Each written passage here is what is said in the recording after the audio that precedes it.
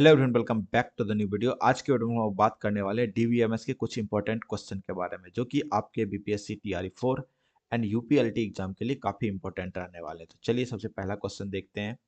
The basic property of transaction is called acid property, raw property, भीम property, none of these. तो basic property जो होता है transaction का, उसे हम लोग बोलते हैं एसिड प्रॉपर्टी। यहाँ पर ए इसका आंसर हो जाएगा।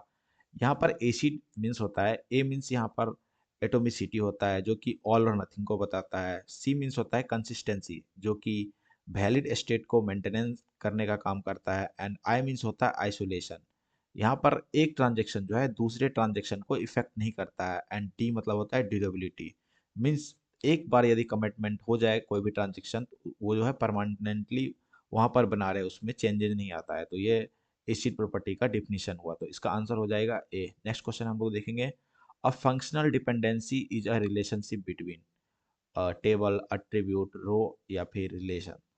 तो फंक्शनल डिपेंडेंसी जो है किसके बीच का रिलेशनशिप बताती है? तो अट्रीब्यूट के बीच का रिलेशनशिप जो है हमारा फंक्शनल डिपेंडेंसी बताती है। जैसे हम लोग लिखते हैं ना, ए डिपेंड ऑन बी। तो ये जो हम लोग लिखते हैं, यही हमारा जो एट्रीब्यूट बताता है। नेक्स्ट क्वेश्चन हम लोग देखेंगे। Which of the following best describe an active database? Options है a database that stores functional dependency, a database that automatically react to certain events, a database use to real used for real time analytics, a distributed database management system। तो हम सबसे पहले D देखेंगे। तो distributed database management system, तो ये इससे related ही नहीं है, तो यह हमारा ऑप्शन गलत हो जाएगा। एंड यहाँ पर हम सबसे पहले समझते हैं कि डेटा ये सॉरी एक्टिव डेटाबेस किसे बोलते हैं। लाइक एक्टिव डेटाबेस वो होता है जो कि कंटेन करता है सम ट्रिगर्स। एंड ट्रिगर क्या होता है? ट्रिगर जो है ऑपरेट्स करता है to the response of event. तो यहाँ पर हम लोग देखेंगे option number B, a database that automatically react to certain events. तो यह इसका आंसर हो जाएगा option number B. Option number A का बात करें, database that store functional dependency, तो यह हमारा जो है डीबीएमएस का कंसेप्ट ही नहीं है। यह डीबीएमएस का कंसेप्ट है, या फिर एक्टिव डेटाबेस का यह कंसेप्ट नहीं है। And a database used for real time analytics, तो रियल टाइम एनालिटिक्स जो है यह एक्टिव डेटाबेस के अंदर आता तो है, लेकिन यह जो है ट्रिगर का काम नहीं करता है। तो यह भी आंसर हमारा गलत हो जाएगा। तो ऑप्शन नंबर बी इसका सही आंसर है। नेक्स्ट क्वेश्चन हम लोग देखेंगे। Dash operator is use to retain the unmatched row of relation when they joined, outer join, inner join, natural join, self join. तो हमारे पास ज्वाइन जो होते हैं बेसिकली चार टाइप के होते हैं। एक होता है आउटर ज्वाइन, दूसरा inner join, then left join and right join. हम लोग नेचुरल और सेल्फ ज्वाइन भी पढ़ते हैं, लेकिन मोस्ट जो होते हैं ये चार ज्वाइन ही हम लोग पढ़ते हैं। उसमें से लेफ्ट ज्वाइन हमारा क्या होता है, जिसमें कि हम लोग लेफ्ट का पूरा डेटा एंड राइट का मैच डेटा हम लोग लेते हैं। एंड राइट ज्वाइन होता है कि राइट का पूरा डेटा एंड लेफ्ट का मैच ज्वाइन लेते हैं। एंड हमारा इनर क्या होता है? इनर होता है कि दोनों में से जो मैच्ड रो होते हैं उसको हम लोग लेते हैं। एंड आउटर ज्वाइन क्या होता है? आउटर ज्वाइन में हम लोग जो अनमैच्ड रो होते हैं उनको जोड़ने का काम करता है। तो यहाँ पर क्वेश्चन हमसे पूछ रहा है कि dash is written the unmatched row, तो इस अनमैच्ड रो से ही हमारा आंसर निकल जाएगा। यहाँ पर ऑप्शन नंबर ए इसका आंसर हो जाएगा। नेक्स्ट क्वेश्चन हम लोग देखेंगे। The overall logical structure of a database can be expressed graphically by entity relationship model, relationship relational model, object based model या फिर सेमी स्ट्रक्चर्ड मॉडल। तो हमारा जो है लॉजिकल स्ट्रक्चर डेटाबेस के अंदर किससे डिफाइन किया जाता है? तो वो हम लोग करते हैं एंटिटी रिलेशनशिप मॉडल, या मीन्स ईआर मॉडल से हम लोग इसको डिफाइन करते हैं। रिलेशनल मॉडल क्या हो जाता है हमारा, जो कि टेबल स्ट्रक्चर यूज करता है, उसलिए उसे हम लोग रिलेशनल मॉडल बोलते हैं। ऑब्जेक्ट ओरिएंटेड जो होता है वो उसे हम लोग ऑब्जेक्ट बेस्ड मॉडल बोलते हैं। एंड सेमी स्ट्रक्चर्ड मॉडल जो होता है वो होता है जेसन बेस्ड। लाइक आप लोग जैसे मोंगोडीबी में यूज करते हैं जेसन बेस्ड, तो वो सेमी स्ट्रक्चर्ड मॉडल होता है। नेक्स्ट क्वेश्चन हम लोग देखेंगे। The relation schema describes sets of tuple, जिसे कि हम लोग रिकॉर्ड भी बोलते हैं, sets of field like columns, head, attribute, sets of associated value, domain to each field. तो हमारा रिलेशन स्कीमा जो होता है उसका मतलब होता है कि टेबल का जो स्ट्रक्चर होता है, लाइक आपके टेबल में एम्प्लॉय का नेम, एम्प्लॉय का आईडी एंड उसका जो सैलरी है वो दिया हुआ है, किस डिपार्टमेंट में काम करता है वो दिया हुआ है। तो ये जो टेबल का जो हेडिंग होता है वो हमारा बताता है रिलेशन स्कीमा। तो इसमें हम लोग ऑप्शन देखें तो सेट्स ऑफ फील्ड, तो इसका आंसर हो जाएगा option number B. And sets of tuple records मतलब कि एक्चुअल डेटा को बताता है। And sets of associated value, तो लाइक आपने एम्प्लॉय आईडी निकाला तो ये एसोसिएटेड वैल्यू के तरह हो गया, तो यह भी हमारा डेटा बताता है। And domain of each field, ये भी हमारा डेटा बताने का काम करता है, तो इसका आंसर हो जाएगा option number B. Next question हम लोग देखेंगे। 5NF refers to absence of multi-value dependency, foreign key, super key, non loss, decomposition. तो ऑप्शन नंबर वन देखें हम लोग, absence of multi value dependency. तो मल्टी वैल्यू डिपेंडेंसी का काम करता है हमारा phone and app.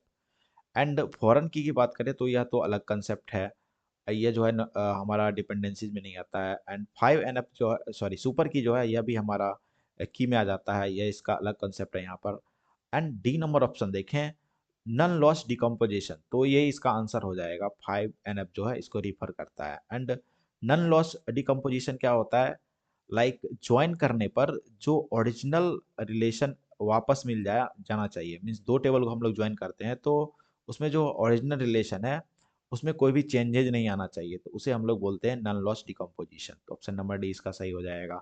Next question हमारा, which is not a valid component of A ER diagram, dashed line, double line, double rectangle and dashed ellipse.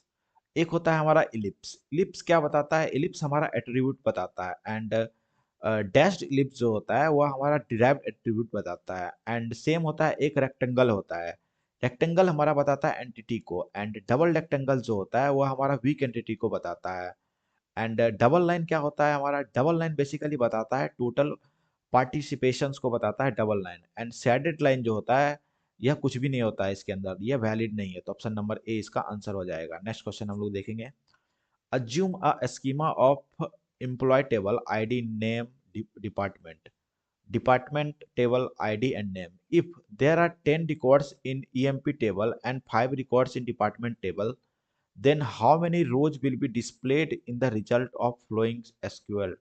Select a stick from EMP and department.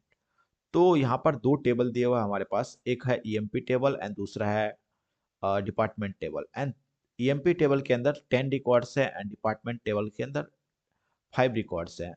तो इसमें से हमें जो है select, ये query लगाएंगे तो क्या निकलेगा हमारा, तो यह जो है हमारा कंसेप्ट है कार्टेशियन प्रोडक्ट का। कार्टेशियन प्रोडक्ट में हम क्या करते हैं कि एक टेबल में जितना भी रिकॉर्ड है, लाइक 10 रिकॉर्ड है तो उसको हम लोग मल्टीप्लाई कर देते हैं सेकंड टेबल के रिकॉर्ड से। तो इसका आंसर फाइनली आ जाएगा ऑप्शन नंबर डी 50।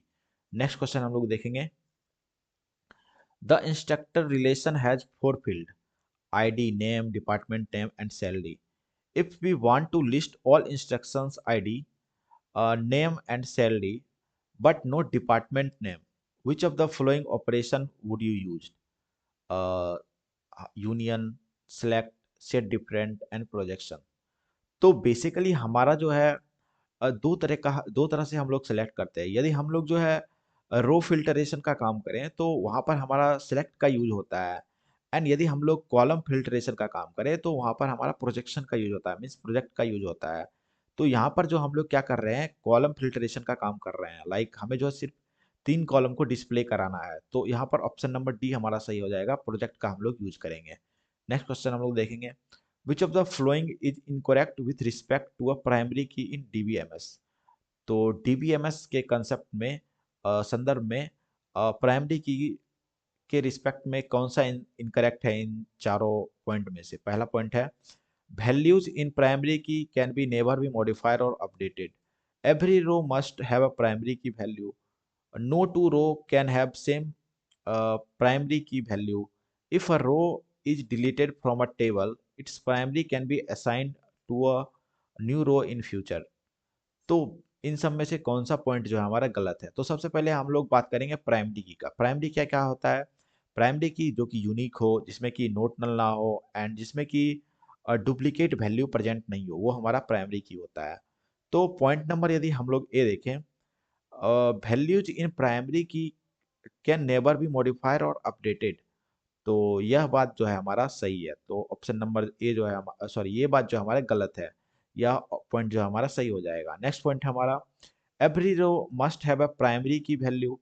तो सही बात है, जितने भी रो हैं उनमें एक प्राइमरी की होता है।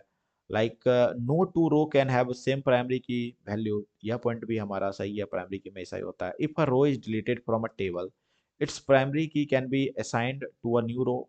सही बात है। लाइक हमारे पास कोई एम्प्लॉय का आईडी है, ठीक है, एंड उस एम्प्लॉय का इस एम्प्लॉय ने जो है हमारा कंपनी छोड़ दिया, तो उस सेम आईडी पर हम लोग दूसरे एम्प्लॉय को रख सकते हैं। लाइक आप एग्जांपल देखें, सचिन तेंदुलकर ने क्रिकेट छोड़ दिया तो उनका जर्सी नंबर जो था वापस से वो जर्सी नंबर जो है दूसरे प्लेयर को असाइन किया गया। तो उसमें यह जो है प्राइमरी की का कंसेप्ट है यहाँ पर, जो हमारा पॉइंट नंबर डी बोल रहा है। तो पॉइंट नंबर ए जो है हमारा यहाँ पर गलत है। पॉइंट नंबर ए क्या बोल रहा है कि वैल्यूज इन प्राइमरी की column can never be modified और अपडेटेड। तो ऐसा नहीं होता है, प्राइमरी की वैल्यू जो है अपडेट की जा सकती है यदि कोई यूनिकनेस मेंटेन करने में कोई दिक्कत आ रही है तो पॉइंट नंबर ए जो है इसमें सही हो जाएगा। नेक्स्ट क्वेश्चन हम लोग देखेंगे, what type of relationship is expressed with the phrase employ manages store. तो यहाँ पर हमारा जो है एक फ्रेज है एम्प्लॉय मैनेजर स्टोर, इनमें कौन सा रिलेशनशिप लगेगा। यहाँ पर स्टार जो है यह मेनी को डिफाइन कर रहा है, लाइक मेनी टू मेनी या फिर वन टू वन या फिर मेनी टू वन या फिर वन वन टू मेनी। तो सबसे पहले हम लोग मेनी टू मेनी का बात करें तो यहाँ पर एक एम्प्लॉय जो है मल्टीपल स्टोर को मैनेज कर सकता है, तो यह पॉइंट जो हमारा गलत हो गया। वन टू वन यह पॉइंट भी हमारा गलत है। मेनी टू वन मतलब मेनी एम्प्लॉय जो है सिर्फ एक स्टोर को मैनेज करे, तो यह पॉइंट भी हमारा गलत है। लास्ट पॉइंट जो हमारा एक एम्प्लॉय जो है मल्टीपल स्टोर्स को मैनेज कर सकता है, पॉइंट नंबर डी यहाँ पर हमारा सही हो जाएगा। नेक्स्ट क्वेश्चन हम लोग देखेंगे, in R D M M S different classes of relation are created using dash technique to prevent modifying anomalies। तो बेसिकली आरडीएमएस में हम डिफरेंट रिलेशनशिप को क्रिएट करने के लिए कौन सा टेक्निक का यूज करते हैं। तो हम लोग यूज करते हैं नॉर्मल फॉर्म का, like 1NF 2NF 3NF BCNF 4NF 5NF 6NF, ये सब जो हम लोग करते हैं यह बेसिकली हम लोग टेक्निक को प्रिवेंट प्रिवेंट करने के लिए, एनोमलीज को प्रिवेंट करने के लिए यह करते हैं। नेक्स्ट क्वेश्चन हम लोग देखेंगे, which of the following is a not a record based data model, relational model, hierarchical model, model and network model। तो इन सब में से हमारा रिकॉर्ड बेस्ड डेटा मॉडल कौन सा नहीं है। तो basically hierarchical model, sorry, relational model जो मॉडल जो है यह हमारा रिकॉर्ड रिकॉर्ड बेस्ड मॉडल है। रिकॉर्ड बेस्ड जो मॉडल होता है यह तीन टाइप का होता है, एक रिलेशनल होता है, दूसरा हेराडिकल होता है, तीसरा होता है नेटवर्क मोड। तो नेटवर्क भी यहाँ पर ऑप्शन है, तो यह भी हमारा रिकॉर्ड बेस है, यह भी हमारा रिकॉर्ड बेस है, यह भी हमारा रिकॉर्ड बेस है। तो ईआर मॉडल जो है, ईआर मॉडल बेसिकली हमारा conceptual and graphical based model है, तो ऑप्शन नंबर सी जो है इसका आंसर हो जाएगा।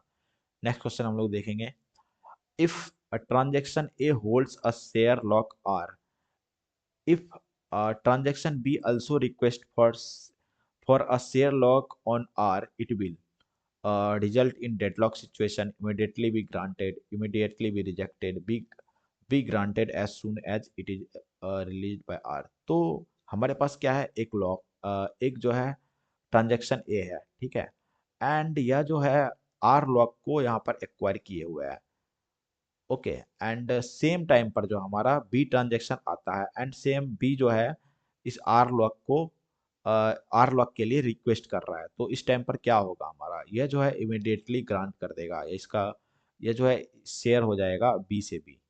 तो ऑप्शन नंबर बी यहाँ पर हमारा सही हो जाएगा। नेक्स्ट क्वेश्चन हम लोग देखेंगे, a model, a data model is a collection of conceptual tool for describing data and data relationship, data symmetrics and consistency constant, data relationship, data symmetric constant and consistency, none of the above। तो basically question हमसे पूछ रहा है कि data model में जो है collection of conceptual tools कौन कौन से आते हैं। ऑप्शन नंबर सी जो है इसका आंसर हो जाएगा। डेटा टूल्स में जो है कंसेप्चुअल टूल में ये सारे पॉइंट्स आते हैं, लाइक डेटा भी आते हैं, डेटा रिलेशनशिप भी आते हैं, डेटा सिमेंटिक्स भी आते हैं, डेटा सिमेंटिक कॉन्स्टेंट्स भी आते हैं, कंसिस्टेंसी भी आते हैं।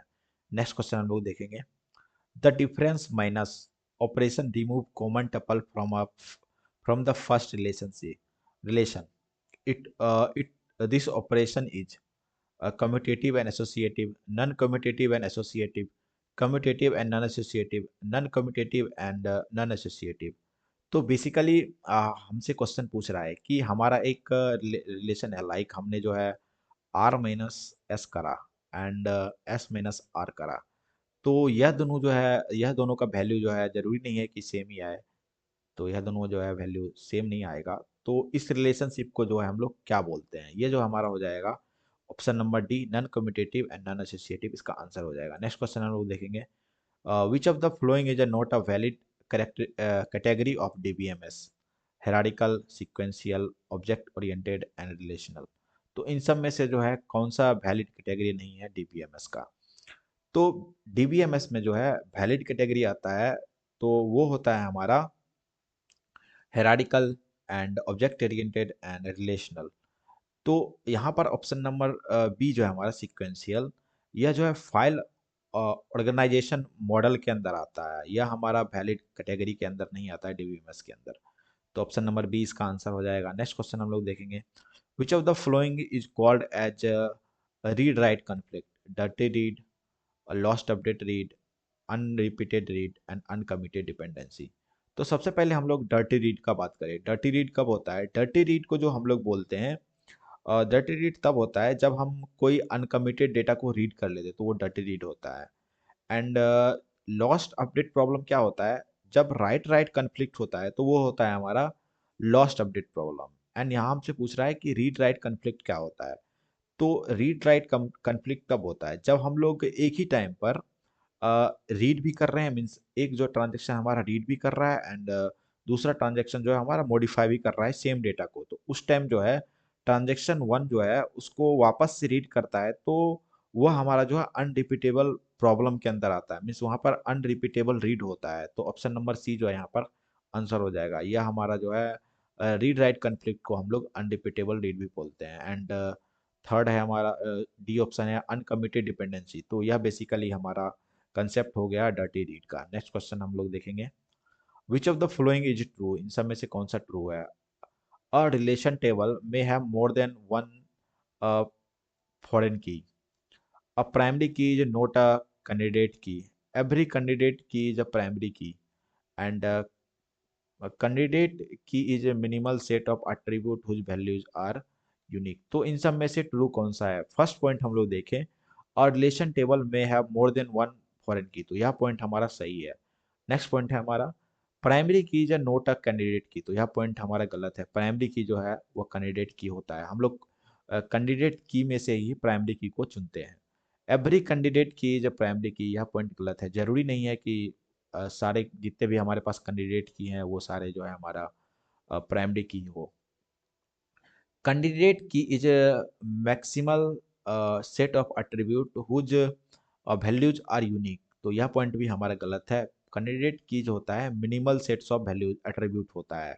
तो यहाँ पर ऑप्शन नंबर ए इसका आंसर हो जाएगा। तो आज के वीडियो के लिए इतना ही। आज हमने 20 इंपॉर्टेंट प्रीवियस ईयर क्वेश्चन करे जो कि आपके एग्जाम के लिए काफ़ी इंपॉर्टेंट रहने वाले हैं। तो मिलते हैं नेक्स्ट वीडियो में डीबीएमएस के नेक्स्ट 20 प्रीवियस ईयर क्वेश्चन के साथ।